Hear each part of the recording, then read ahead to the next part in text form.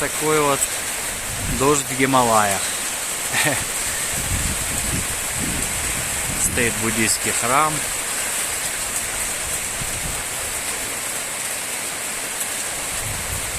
Красота.